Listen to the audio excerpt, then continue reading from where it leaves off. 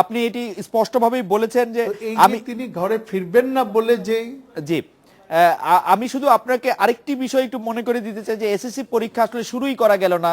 SSC পরীক্ষা বারবার পিছানো হচ্ছে, আসলে হরতাল এসএসসি পরীক্ষাকে ধাওয়া করছে এবং আপনারা যেহেতু বাচ্চাদের জানের নিরাপত্তার কথা বেশি গুরুত্ব দিচ্ছেন সেজন্য পরীক্ষা পেছানো হচ্ছে, সেটিও ঠিক আছে, কিন্তু আপনারা এটিকে নিজেদের ব্যর্থতা মনে করেন কিনা?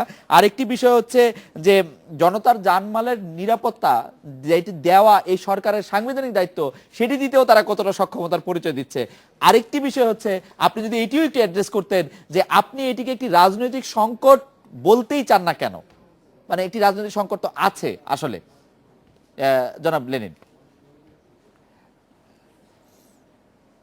না, এটা আমি প্রথম থেকে শুরু করি। তাহলে রাজনৈতিক সংকট হয় তখনই যখন দুইটা রাজনৈতিক প্রতিপক্ষের মধ্যে কোনো রাজনৈতিক ইস্যুতে সমাবেশ হয়, পাল্টা সমাবেশ হয় বা আন্দোলন হয়।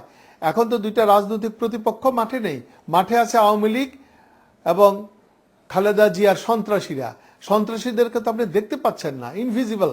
কাজে ইনভিজিবল পলিটিক্যাল ফোর্সেস তারা যেই রাজনৈতিক উদ্দেশ্য নিয়েই থাকুক না কেন, সাধারণ মানুষের উপরে বোমা হামলা করে, সন্ত্রাসী কর্মকাণ্ড করে, তাদেরকে পুড়িয়ে মেরে তারা কি উদ্দেশ্য হাসিল করতে চান। কাজে এখানে কোনো পলিটিক্স নেই। পলিটিক্স থাকলে নিঃসন্দেহে পলিটিক্যাল পার্টি পলিটিক্যাল বিহেভিয়ার করতো। পলিটিক্যাল পার্টি সংবিধান সম্মত উপায়ে সরকার পরিবর্তনের জন্য যতগুলো পথ আছে সেই পথ তারা গ্রহণ করত। সেই পথ তারা গ্রহণ করেনি। তারা শান্তিপূর্ণ সাংবিধানিক পন্থায় তারা বিশ্বাস করে না। মাননীয় প্রধানমন্ত্রী ইতিমধ্যেই সে কথাও উল্লেখ করেছেন। এগুলো এক কথা। 2 নম্বর, আমরা আমাদের সন্তানদের যারা আজকে পরীক্ষার্থী, আমাদের প্রতিটি সন্তানদের জীবনকে আমরা সর্বোচ্চ মূল্য দেই। আমাদের এখানে জয় পরাজয়ের প্রশ্ন না। আমরা একটা অপশক্তির বিরুদ্ধে, আমরা একটা ভয়ঙ্কর পাশবিক শক্তির বিরুদ্ধে লড়াই করছি এবং সেখানে পরীক্ষার জন্য আমাদের সন্তানদেরকে, আমাদের ছেলে মেয়েদেরকে তাদের এই বোমা হামলার খোরাকে পরিণত করতে পারি না। আমরা চেষ্টা করব যে যতটা সম্ভব তাদেরকে নিরাপদে রেখে তাদের এই শিক্ষা জীবনের এই বড় পরীক্ষাটি যাতে অনুষ্ঠান করা যায় সেই চেষ্টা করা। এবং আজকে যদি দেশের ভিতরে অস্বাভাবিক পরিস্থিতি না থাকতো, আজকে যদি এই সন্ত্রাস না থাকতো, তাহলে পরে আজকে এই সমস্যা তো হতো না। আপনি আমাকে জবাব দিন, খালেদা জিয়ার কাছে আমার প্রশ্ন যে উনি যদি এটা রাজনৈতিক আন্দোলনই মনে করেন, তাহলে ওনার প্রতি, ওনার কি এই দেশের এই যে 14 লক্ষ ছেলে মেয়েদের প্রতি ওনার দায়িত্ব নাই? এই 14 লক্ষ বাপ মা সবাই তো আওয়ামী লীগের সমর্থক না। এই 14 লক্ষ ছাত্র ছেলে মেয়ে তারা তো কোনো পার্টিকুলার রাজনৈতিক দলের প্রতি সমর্থক না। তারা তাদের জীবন করতে চায়, তারা বাংলাদেশের ভবিষ্যৎ প্রজন্ম। কাজেই তাদেরকে জিম্মি করে, তাদেরকে হত্যার খোরাকে পরিণত করে উনি কোন রাজনীতি করতে চান? উনি কাকে রক্ষা করতে চান? কোন বাংলাদেশ গড়তে চান? এটা তো সেই 71-এর কথা মনে করিয়ে দেয়। জি, সুতরাং সেইখানে ওনাকে হুকুমের আসামি না হলে আমি কাকে করব? কারণ দায়িত্ব ওনাকে নিতে হবে।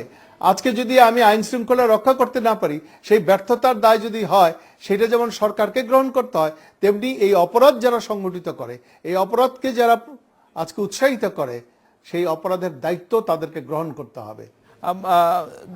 জনাব লেনিন, আপনি জানেন যে মাননীয় প্রধানমন্ত্রী আজকে যে বিষয়গুলি আলোচনা হচ্ছিল যে জরুরি অবস্থা জারি করে আসলে সরকার হয়তো পরিস্থিতি নিয়ন্ত্রণে করতে চায়, অথবা আরেকটি বিষয় যে এটি স্পষ্টতই তিনি না করে দিলেন, তিনি বললেন যে এই ধরনের কোনো চিন্তা এই মুহূর্তে সরকারের নেই।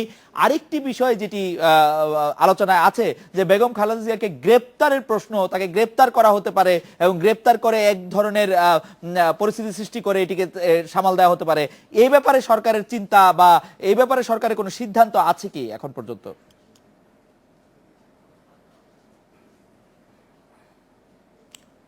আমরা একটা জিনিস দেখছি, লক্ষ্য করছি যে সমগ্র দেশে সাধারণ মানুষের মধ্য থেকে একটা প্রশ্ন উত্থাপিত হচ্ছে যে আপনারা বারবার বলছেন যে বিএনপি দায়ী এবং খালেদা জিয়া তার নেতৃত্ব দিচ্ছেন, তা খালেদা জিয়াকে আপনারা গ্রেপ্তার করুন না কেন? আমরা আমাদের চরম যে সহিষ্ণুতা, আমরা সেটা দেখাবার চেষ্টা করছি। আমরা মনে করি যে বেগম খালেদা জিয়া দেশের 2 বার প্রধানমন্ত্রী ছিলেন, একটা বড় দলের উনি নেত্রী। উনি জনগণের এই মনোভাব, জনগণের এই সাইকোলজি, সেটা বোঝবার চেষ্টা করবেন এবং তার শুভবুদ্ধির উদয় হবে যে সরকারকে চূড়ান্ত কোনো পদক্ষেপ নিতে উনি বাধ্য করবেন না। আমি মনে করি যে আজকে এই মুহূর্তে আমরা সিদ্ধান্ত নিই নাই বটে, কিন্তু কেউ তো আইনের ঊর্ধ্বে না। সেইটা যেমন বেগম খালেদা জিয়া আইনের ঊর্ধ্বে না, এবং আমি আপনি কেউ না, মাননীয় প্রধানমন্ত্রী যদি বলে থাকেন তিনিও কিন্তু আইনের ঊর্ধ্বে না। আমরা বাংলাদেশের সকল নাগরিক তারা আইনের কাছে দায়বদ্ধ, সংবিধানের কাছে দায়বদ্ধ। আজকে আমাদেরকে এই বিবেচনাটা রেখেই আমরা চাইব যে আজকে এই পরিস্থিতিটাকে যাতে যতটা সম্ভব আজকে গণতান্ত্রিক পন্থায় এই তার শুভবুদ্ধির উদয় হোক, সেইটার ভিতর দিয়ে সমাধান করতে। কাজে গ্রেপ্তারি একমাত্র পথ না। তবে এটা ঠিক যে আইন শৃঙ্খলা বাহিনী যারা, যদি তারা প্রমাণ পায়, যদি তারা মনে করে, তাহলে পরে দেশের বৃহত্তর স্বার্থে সে যে কাউকেই তারা আইনের আওতায় নিয়ে আসতে পারে। জনাব লেনিন, বর্তমান অবস্থা আমরা কবে নাগাদ কাটিয়ে উঠতে পারবো বলে আপনি মনে করছেন?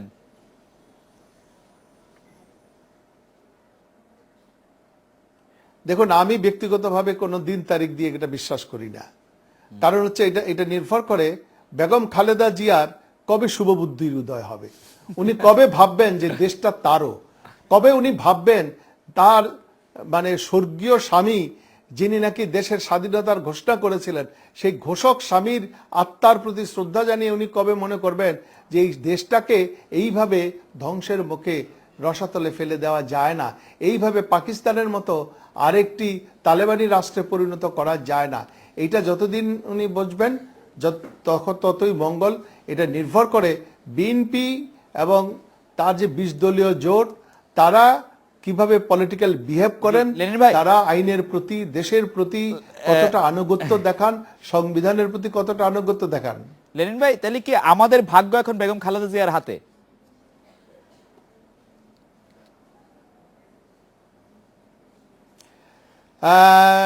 কিছুটা তো বটেই, কারণ তার হাতে তো চাবিকাঠি, তিনি রিমোট কন্ট্রোলে হুকুম দিচ্ছেন। আমি ইতিমধ্যে, আপনিও শুনেছেন, হয়তো আমিও শুনেছি যে উনি বিভিন্ন জায়গায় নির্দেশ দিচ্ছেন।